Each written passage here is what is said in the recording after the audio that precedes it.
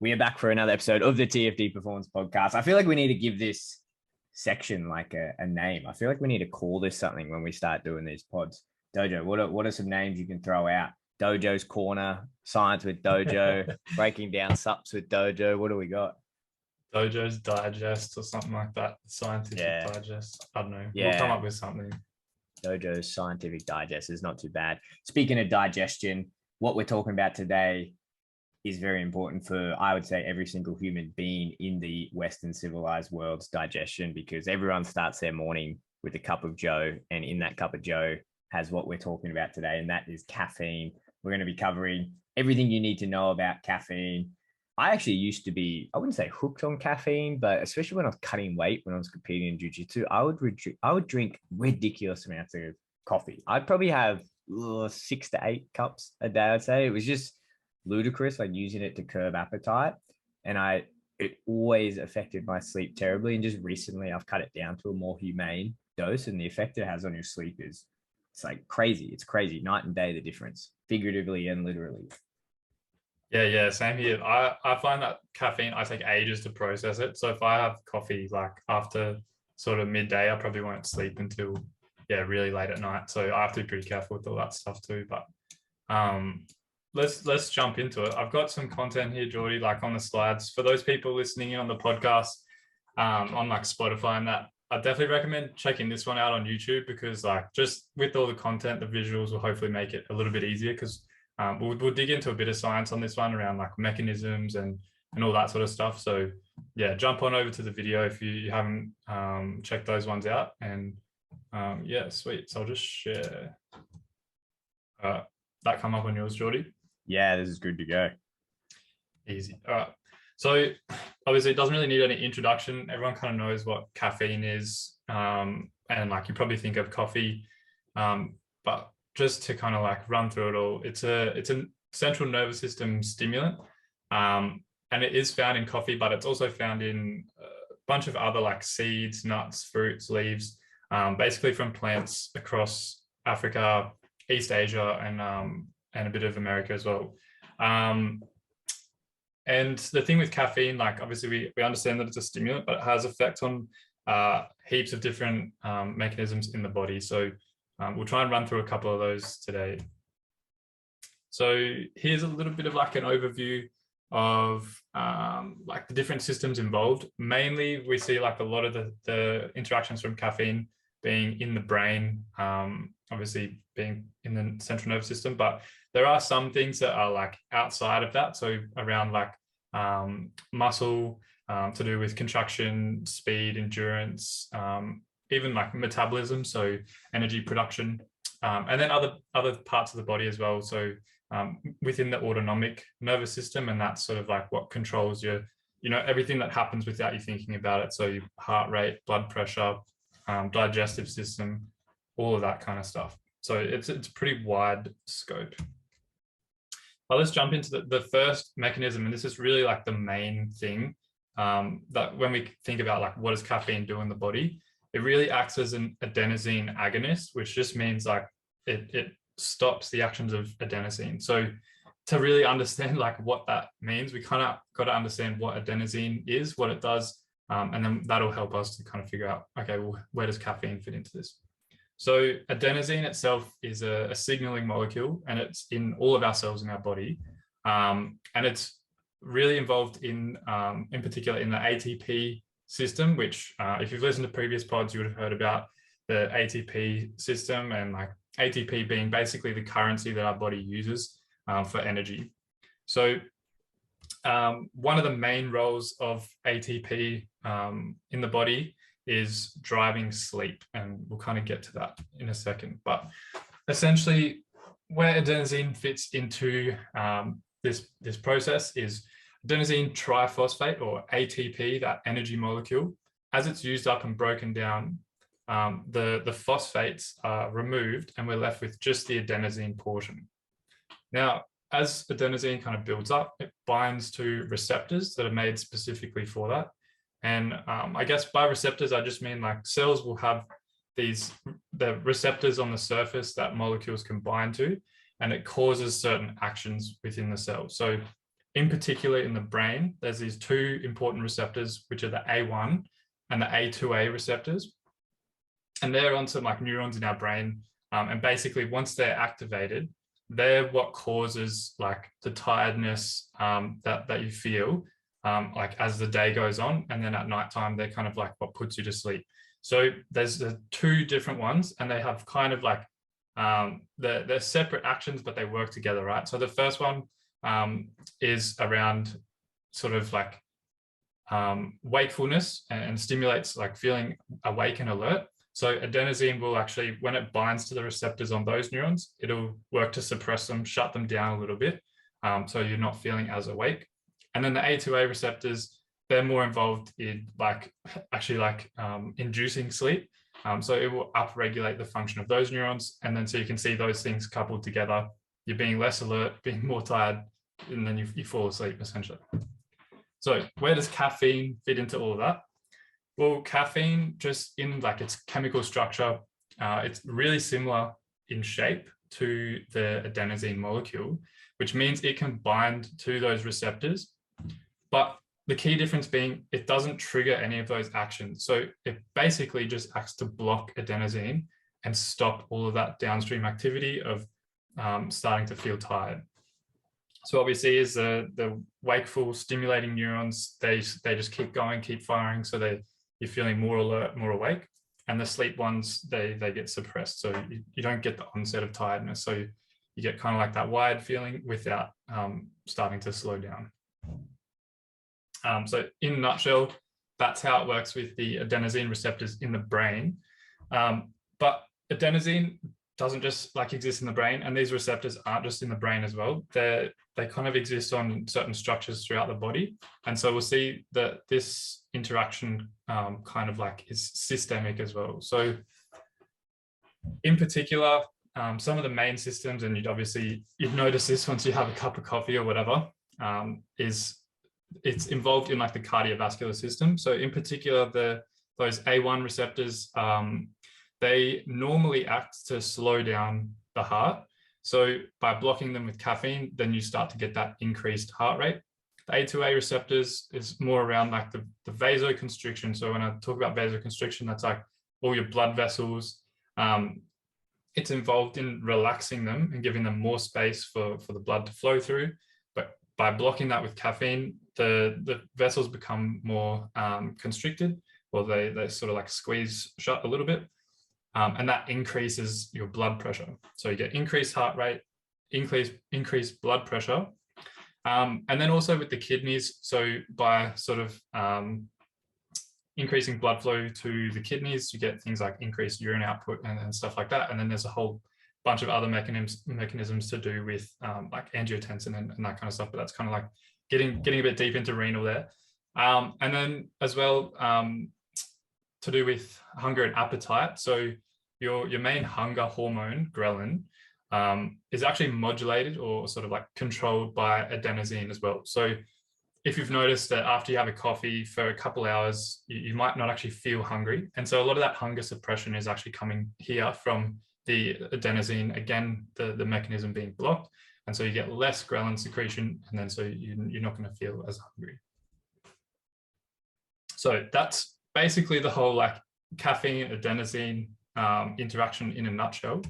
So we'll jump over to something else. This is like a separate kind of thing now. So we're getting away from the nervous system and more just into like cellular processes now. So this is stuff that's just going on within your body's cells.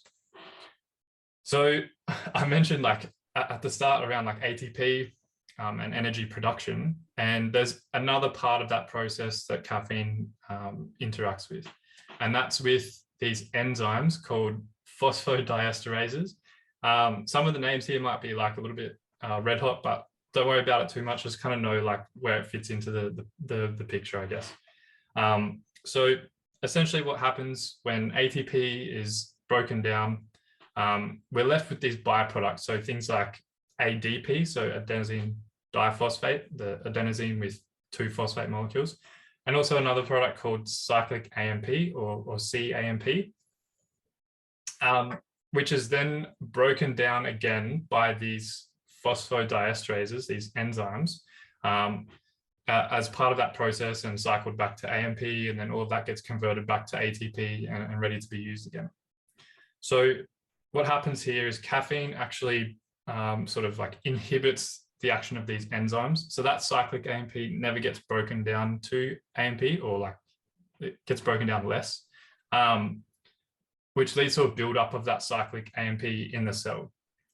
Now, what that does is it kind of acts as like a signaling molecule, and it creates a couple of different sort of scenarios. So one of the things that it does that's kind of like relevant to here is it actually increases the mobility, or like the liberation. I don't know, it's hard to kind of like describe, but like basically increases the amount of circulating fatty acids that you have in your body, which just means like your body is using its fat. So it's like breaking its fat stores down so that they can then be used and processed as a source of fuel.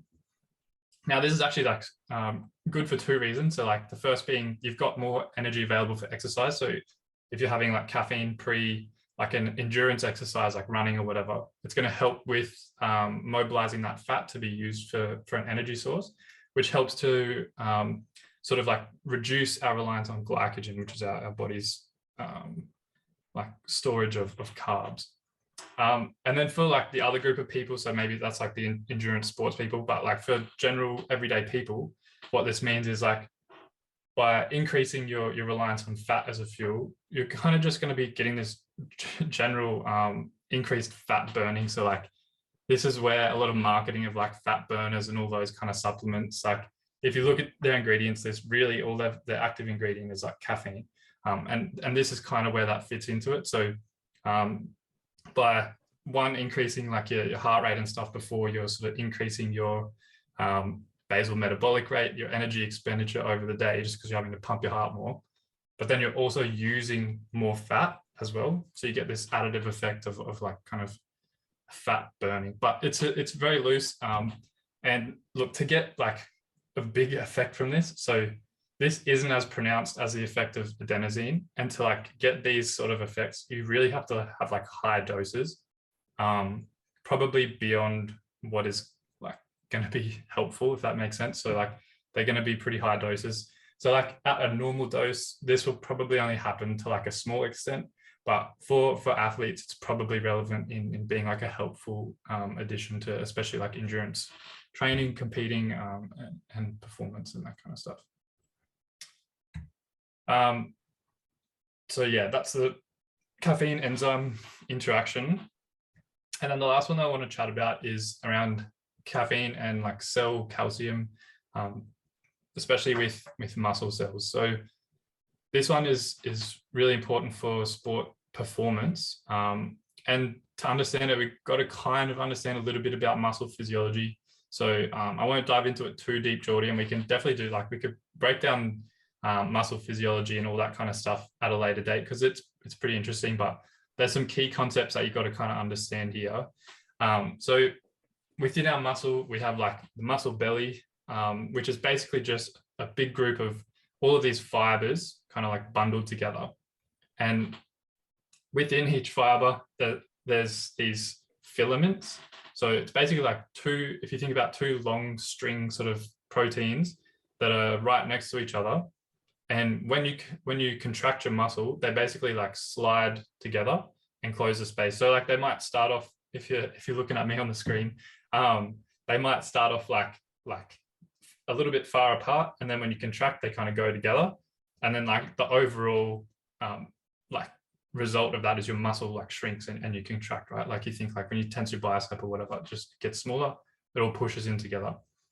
The way that it does that is with calcium. So there's calcium that's stored in, it's called like sarcoplasmic reticulum. You don't have to worry too much about that, but it's like a storage space within the cell for calcium. And when you go to contract your muscle, some of that calcium is released. It binds to one of these filaments, which is called actin. There's like a troponin part, but it binds to it, and it basically starts the whole process of the two filaments starting to slide together. And then once you relax the muscle fiber, the calcium gets released and it's taken back up into this sarcoplasmic reticulum. So that's kind of a nutshell of the muscle physiology there. So caffeine fits into this in a couple of ways. So there's some studies that kind of show that it can increase the amount of calcium that's released, which is going to help with increasing muscle contraction. It can also help with reducing the calcium reuptake. So as I mentioned, as you start to relax, the calcium's released and it's taken back up into these the storage space. But caffeine may actually like reduce the amount that's taken back up, meaning there's more sort of available for muscle contraction. And then the last thing that it does is actually potentially increase the sensitivity of the filaments to calcium. So that just means like making the calcium more likely to actually bind onto those filaments and make them contract. So all of these things are really just making muscle contraction easier and potentially improving things like contraction force, speed, all of that sort of stuff. But then same as the last mechanism, this one you kind of have to keep in consideration that this happens really only with like high doses. And we'll get to doses and all that kind of stuff in a second, but it's not going to be as pronounced. So that's why for like sports, you'll see people taking these like much bigger doses of caffeine. So doses. So there's a lot of there's a wide range of recommendations for caffeine, depending on what you want to get out of it. If you're just wanting to like stay awake while you're at work, if you're a shift worker, if you're a student just trying to do some overnight study or even just concentrate during the day, you're probably going to be better off on the lower end of things because there are some sort of like negative effects associated with the dosages as they get higher, things like tremors, sort of like overstimulation, that kind of stuff. So it seems to be that the minimal effective dose that someone can take is about 2 milligrams per kilogram. So for me, that would be like 20 milligrams, which is like half a shot of coffee basically, or less than that even. So that's like a really small amount. But for most athletes, the effective dose window seems to be somewhere between 3 and 6 milligrams per kilogram of body weight. I would definitely recommend starting on the lower end and just working your way up, slowly increasing the dose and finding out where you hit your ceiling in terms of like cost benefit. So that's like the benefits obviously being all these like performance improvements that I've talked about, but then the cost being like maybe like lack of, because you get sort of a little bit of a decrease in like fine motor skills. So if that's something that's really important to you, then you don't want to be capping out. Then also things like overstimulation and like you get some sort of like a tapering off. So like the benefits will stop and you actually might start to get decreased performance after a certain point. For basically everyone, this ceiling seems to be like around 9 milligrams per kilogram. So no one really should be taking anything more than that because that's where you'll start to get like a lot of actually like decreases in performance. So yeah, try and stay within that 3 to 6 milligram per kilogram range and like just kind of increase the dose slowly and figure out what works for you. So just as a general rule, there's so much variability in terms of like how much caffeine is in stuff. But for most coffees, you'll get somewhere between 75 and 150 milligrams. It's really hard to standardize this because there's so much of the process that can affect how much caffeine is actually in the coffee. So like depending on what beans they're using, where the beans came from, the roasting process, like if it's a darker roast, you're going to get less caffeine. There's a lot that can play into it. So if you are experimenting with dosages, stick to like the same source of caffeine and try and like use that to increase it slowly rather than, you know, like switching between brands or being like, oh, I'll have one coffee from like Zarafas today and then like an extra shot at Starbucks tomorrow. And it could be like you getting like way different dosages there. Now, in terms of taking it for performance, the caffeine like peaks in your blood concentration around 1 hour after taking it. So if you're thinking about taking it for competition or before trainings and stuff, aim to take it about 1 hour before starting. But again, with like the testing for dosages and stuff, I wouldn't recommend if you're not a regular coffee drinker or if you're not used to taking like these bigger doses, definitely don't do it for the first time before a big competition. Try it out in training first always, and figure out what works for you. The half-life of coffee is generally around 4 to 6 hours, but this varies heaps. So as we were saying at the start, like for me, this is probably even longer. And that just the half-life just means like how long it takes for your body to clear half of the caffeine that goes into your system. So say you have like a coffee at 6 a.m. If you had a 6-hour half-life, by 12 midday, you'd be down to about like a half shot circulating around in your system. And then as soon as that kind of dips below the minimal effect dose, you probably start to see a lot of those like the cognitive effects and all of that stuff starting to wear off. Important to keep in mind too, as you were saying, Geordie, like this is what really catches people with sleep, I find, and like especially athletes training in the afternoons, if they're taking coffee or like a pre-workout or something, they might not realize how long that's going to sit in their system for, because some of the wakeful stuff lasts longer than what like the stimulating side of it does. So you might feel really pumped up, like really good just for the extent of your training, and then you finish up training, you feel like you're winding down, but then you go to lay in bed and you don't feel like stimulated or anything, but you just don't feel tired and you can't go to sleep. It's probably because you're still up over like a certain amount of circulating caffeine, where the adenosine receptors are just kind of like blocked to the point where it's going to be difficult to fall asleep. And if that's the case, if that's something that you recognize for yourself, it might be worth just shifting your caffeine forward a couple of hours and making sure you're not having it too late in the afternoon.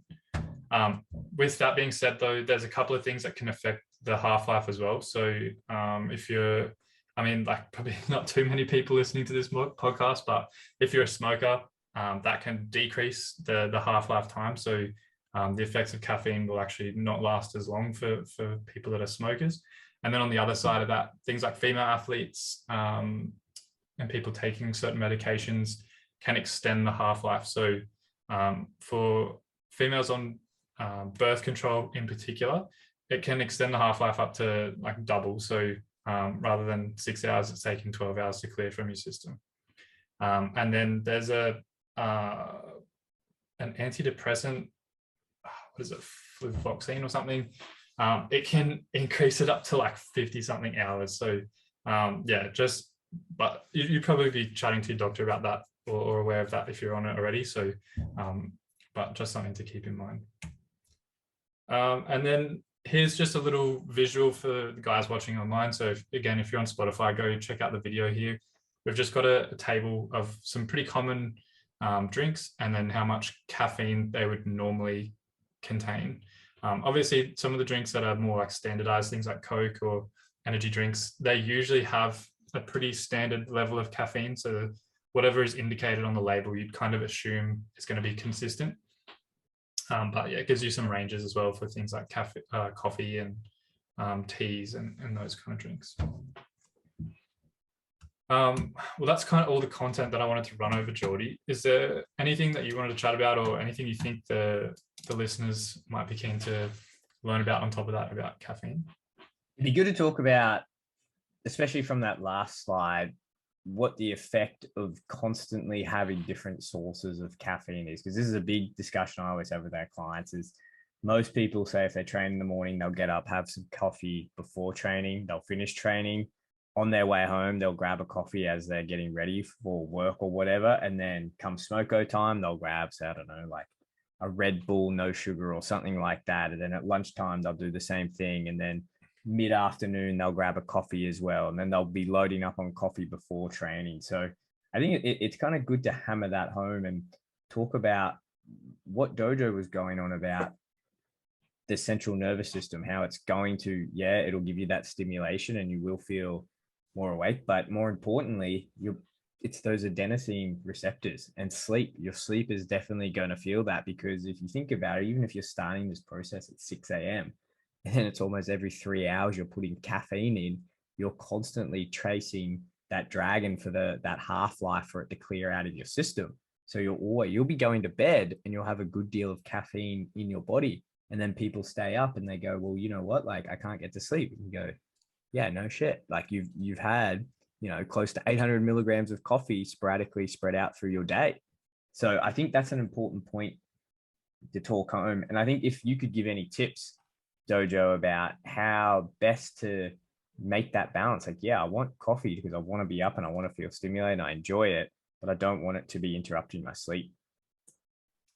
For me personally, so again, it comes down to a lot of those using the half-life to kind of gauge it. So I would basically avoid drinking any caffeine prior to like 6 hours before going to bed, just for that, because like that's what we know, at least it's going to be eliminated by like half by the time I get to bed.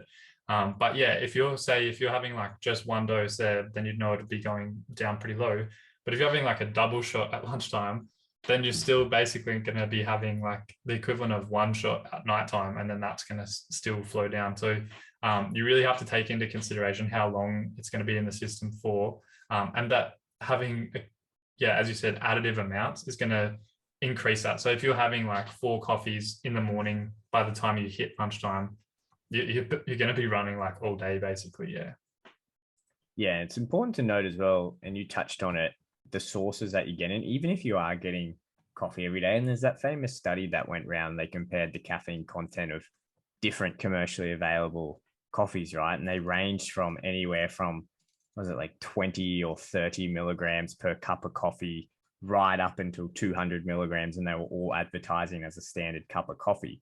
So it's even then when you're traveling around and, okay, I'll stop into the service station, or I'll stop at this, I don't know, cookie mart or whatever you're going past and grab a cup of coffee, you really don't know how much. You could be getting, a pretty mild thing and you won't feel really anything, or you could be getting an absolute caffeine bomb that's going to keep you up until 3 a.m. that morning. Yeah. And a good way to control that is like, if you, I know you're pretty into this, Jordan. I got into this recently as well, just like making your own coffees at home, because then at least you can standardize it. Like you can have a particular pod or whatever that you buy, and then you kind of know over a bit of time like what you're putting into your body and how that's going to affect you. It's important too to have this conversation, because I think caffeine as an ergogenic aid or a sports supplement gets a lot of light, right? Like you see a lot of pre-workouts and they advertise, we've got caffeine. And, if you take 3 to 5 milligrams per kilogram, you could see strength enhancements with your caffeine, or you can see increased reaction time. I think it's important to put that in perspective and remember that your body doesn't work as a single system. Even when Dojo was describing the physiology of what goes on with caffeine, you got to remember that's a single system within a hugely complex metabolic system. So I often describe to our athletes that, you know what, getting 3 to 5 milligrams or 9 milligrams per kilo of caffeine may have this benefit, but we'll have a lot more benefit eating a really good diet, staying hydrated, sleeping 8 hours, getting stress management, getting natural sunlight, and training really hard and really appropriately for the training load that you have. That's going to give you way more. And I feel like people almost look for pre-workouts or things with high caffeine to shortcut that process. Like, oh, you know what, I didn't really eat too well today, or I didn't get a lot of fluid in, so I'm going to smash 2 bang energies before I go to training. I'm going to get a really good training session. And it's like, nah, like caffeine, it can be all right. And there's a little bit of potential benefit you can get from that. But just taking 2 bangs before a training session is not going to all of a sudden turn you into Superman and make you get through that session. That's not how this works. Yeah, shout out to Bang. Feel free to sponsor the podcast. But I agree. It's like, it tends to be a bit of a band-aid on like a bullet hole solution of like, rather than fix all this other stuff, it might be something that's like an easy option for people to run to. But it makes such a difference if you're using it as a supplement on top of already getting good sleep, getting good training, getting good food in, and then you're just using caffeine as like a little bit of an enhancer. The benefits are going to be way more than if you're having shit sleep, shit food, not hydrated, and then like poor training. Then you'll maybe be able to like survive with caffeine, but you won't be getting the same benefits as if you had all the fundamentals down. Something I like doing with my clients, especially my higher end corporate guys, is not so much like a caffeine detox. I don't really believe in doing any of that weird shit, but like bringing down your caffeine intake to show yourself, one, that you don't have to be as reliant on, and to remember and remind yourself, okay, what does this actually feel like when I put this in my body? And I think people just get so used to just drinking coffee, not even for any of the other benefits that we've spoken about today, but more out of habit. Okay, we're going to a meeting, let's have a coffee. Okay, I'm going to go grab a Tim Tam from here. I better grab a coffee as well. I'm going to go chat to Susan from accounts. Oh, let's grab a coffee together. Like, it becomes this habitual thing that all of a sudden you're just knocking back 5, 6, 7 cups of coffee throughout your day. And you almost forget what that feeling is like to have it. And I tell all my corporate guys, okay, let's bring this down. Like, you have your first coffee when you wake up and you have one more in the morning, and that's it. And then you swap the fluids and you swap that and you see it. And they go through this initial withdrawal, because there is a withdrawal from caffeine. And it's so fascinating to see, okay, when they start coming back and they go, oh man, like, I actually really feel this now. And I've done it myself. You do, like, when you reduce your caffeine intake and then you slowly introduce, and then say you have that third cup of coffee, or you get a really strong coffee for your second or first one in the morning, it's like bang, straight in the face. And you feel it, like you feel this alertness that was never there when you were just having 20 cups of coffee talking about whatever with Susan in accounts. So it's like everything, right? If you push this to the extreme, all these benefits that we're talking about almost get fizzled away.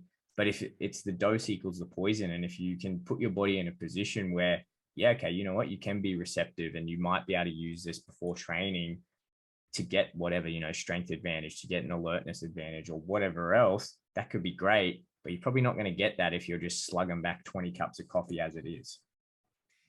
Yeah, no, I totally agree. I think that pretty much covers everything I wanted to go over with this, Dojo. So if anyone is listening, you want to go over any other topics, I highly, highly encourage everyone to go back, go on the YouTube, watch the physiology of this, because when you understand it, it makes it a lot more practical, I think, when you understand what's going on in your brain, rather than just looking at a cup of coffee and viewing it as like brown water you put in your body to stay awake. Understanding what it does in your body is really important, because it's like we keep saying, if you keep smashing this too much, you're going to cut into one of the most important things for both your performance and your recovery, which is your sleep. And it's a huge problem, huge problem with athletes, where they have almost too much coffee because they're trying to curb their appetite or get through the workday, back up with training. But understanding the physiology kind of makes you sit back and go, holy shit, like, maybe I shouldn't be doing this as much. Maybe I do need to wean back or be selective of when I do get this coffee. So if you have any other questions about this, feel free to message us. Feel free to shoot Dojo a message if you want them to break anything down. But Dojo, anything you want to finish on? That's all from me, Geordie. Thanks so much for having me on, and look forward to the next one.